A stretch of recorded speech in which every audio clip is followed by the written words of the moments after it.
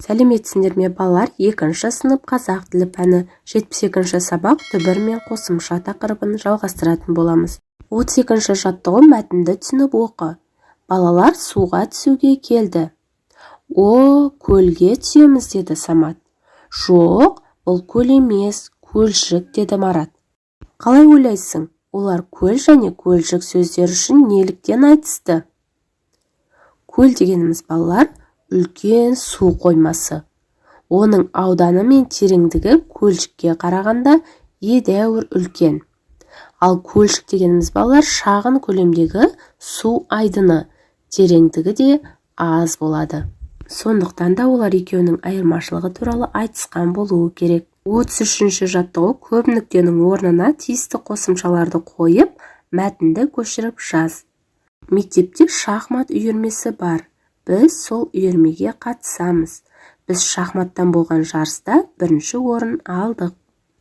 Осылай жазсақ болады балалар. 34-ші жаттығу қайсысы түбір, қайсысы қосымша екенін дәлелде. Тау, теңіз, су, үлкен, жуан, дық, тік, шы, лар, дер, дай, дей.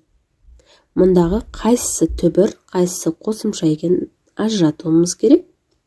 Түбір сөздер тау, теңіз, су, үлкен, жуан сөздері.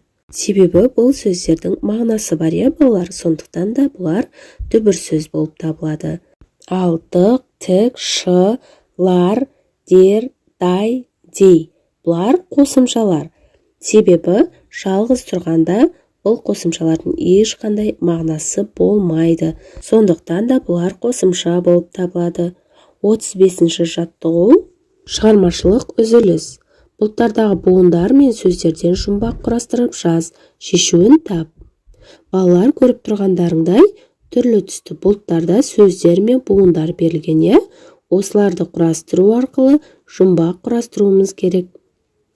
Допты алып қолға дәл түсірген торға деген жұмбақ шығады. Жұмбақтың жауабы баскетболшы. Ал балалар, осымен бүгінгі сабағымыз аяқталды. Сендерге барлық тапсырмалар түсінікті болды деген ойдамын. Балалар, келесі жаңа сабақты жіберіп алмау үшін каналға тіркеліп, қоңырауша белгісін басуды ұмытпаңдар. Келесі жаңа сабақта кездескенше сау болыңдар.